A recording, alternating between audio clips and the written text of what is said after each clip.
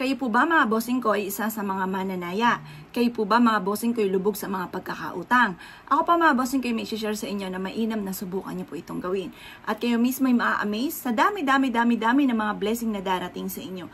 Basta mga bossing ko, kapag ikay gumawa ng ganitong mga pamamaraan, may 100% kang paniniwala. At mainam din na gumagawa tayo ng ganito dahil ang mga taong gumagawa ng ganito ay mas nagiging positibo sa buhay. Yung ba tipo na may ginawa tayong ganito, alam natin na may ginawa tayo na, ay nako, suswertehin ako, hindi ako mamalasin, dami-dami ko mga pampaswerte. Kumbaga doon pa lamang ay nadadagdagan ang pagiging positibo po natin sa buhay. Ngayon pa mga bossing ko, mainam na subukan niyo po ito mga bossing ko ha. Ito pa mga bossing ko, isa sa mga subok na napakaswerte. Ito pa mga bossing ko, ang ating dahon ng laurel.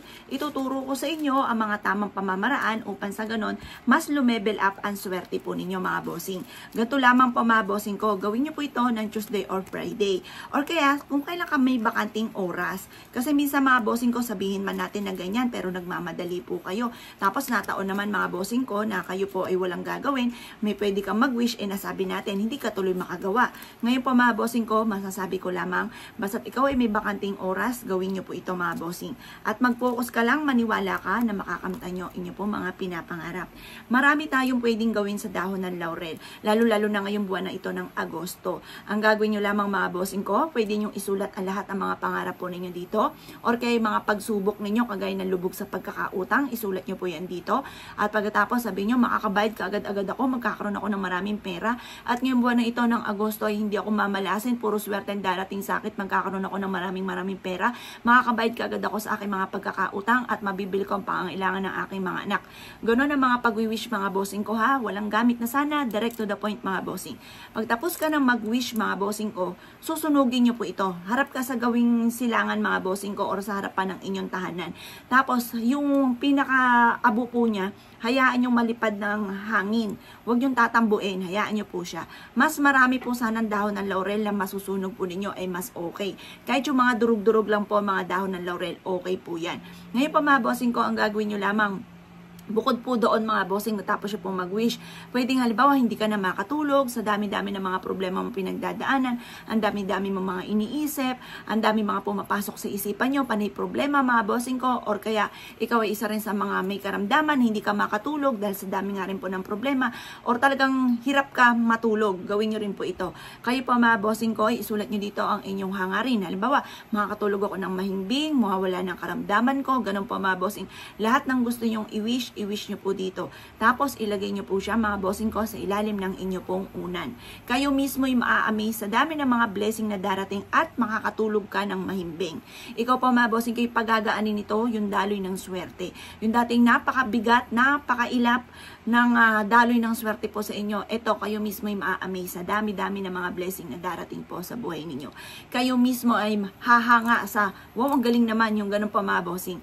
Ngayon pa mga bossing ko, bukod dyan sa paglalagay sa ilalim ng inyo pong unan, pero pag nagkadurug-durug po yan, okay din naman, pero mas maganda, ilagay nyo na sa isang ziplock para malinis. Baka kasi mainis ka kasi kawikaan nyo nagdurug-durug, nagdumi tuloy yung inyo pong unan, may mga ganun po kasi mga bossing. Ngayon ilagay nyo na lang sa ziplock para malinis. Kung magdurug-durug mo po siya, nasa plastic po siya. Ngayon pa mga bossing, pwede nyo rin pong gawin. Kung hirap ka makaipon, laging walang pera, wala kang pera, makakaipon pa. Ngayon pa mga bossing ko, maglagay ka ng ganito sa gaya ng inyong pera. Tapos, isulat nyo yung amount na matagal nyo nang ninanais. Halimbawa, gusto ko magkaroon ng 7 million, makakaipon ako ng 7 million. Ganun pa mga bossing. Pero syempre mga bossing ko, kung big time ang inyo pong pangarap, big time din ang kayod. Baka naman po, panay pangarap, wala namang kayod. Ako, wala din po yan. Huwag ka nang gagawa ng ganito. Baka mainis ka lamang dahil kawikaan madadamay pa ang mga pampaswerte sa katamaran po ninyo. Ganon. Kaya kailangan sipag. Laging tatandaan mga bossing ko, kung maraming pangarap, marami rin kayod mga bossing. Tapos para may patutunguhan, meron tayong pangontra sa malas, may pang-attract tayo ng swerte, kagaya nitong ating sinishare na ganito. Napakarami mga pamamaraan mga bossing. Huwag nyong tanggapin sa sarili po ninyo na, ay malas, ganun talaga, malas talaga. Wala pong ganun.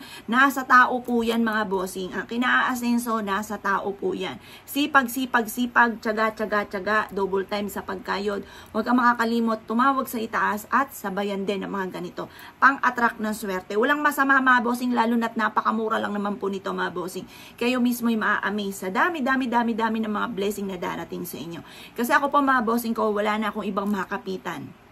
Kumbaga, hindi ko na alam kung saan ako magsisimula. Hindi ko alam kung paano ko makakaahon sa pagkakalubog, sa pagkakautang at sa paghihirap. Ngayon pa mga bossing ko, una, nanalig sa itaas, doon lang talaga mga bossing ko. Yun ang pinaka numero 1, dasal-dasal. Doon ko lahat inire-release kasi parang kapag kinimkim ko ng kinimkim at iniyak ko ng iyak, parang mauuwi mga bossing ko sa karamdaman lalong lalala. Ngayon pa mga bossing ko, tapos sinabayan ko ng mga ganitong mga pamamaraan.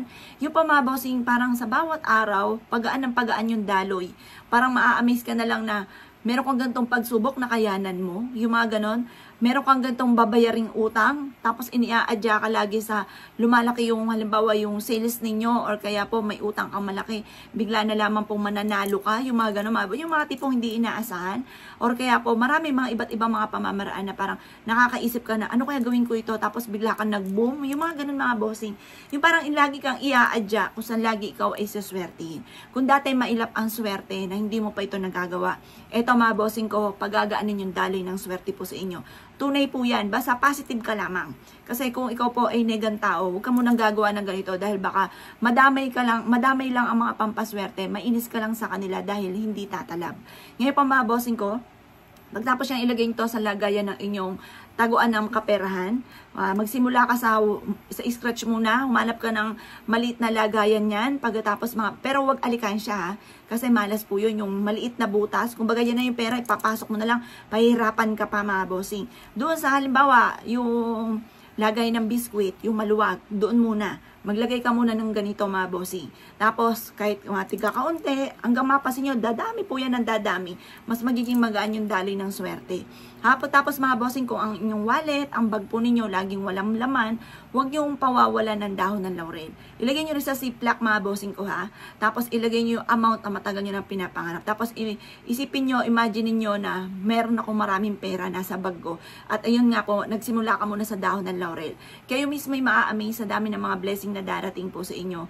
Iaadya ka niya kung saan lagi kayo magkakaroon ng maraming pera. Iaadya ka niyan kung saan lagi ikaw po ay magiging matagumpay sa pagninegosyo. Kung ikaw ay laging lugi sa negosyo, nako, iyan po, mapapansin po ninyo, lalo na dala mo lagi yung bag ninyo, yung wallet ninyo na may dahon ng laurel. Iaadya ka niyan para maging matagumpay ka sa pagninegosyo, para lagi ka magkaroon ng malaking benta. Kung ikaw ay naniniwala at nais po itong gawin, huwag ka na po magpatumpik-tumpik pa. Gawin niyo po ito sa umaga mga bossing ko, ng mga bandang alas 7 ng umaga. Lalo na ngayong buwan na ito ng Agosto, dapat po mga bossing ko, karirin po natin yan upang sa ganon kayo po mga bossing ko, maiadya, imbis na kamalasan, kasi sinasabi nila, malas daw, may ghost man.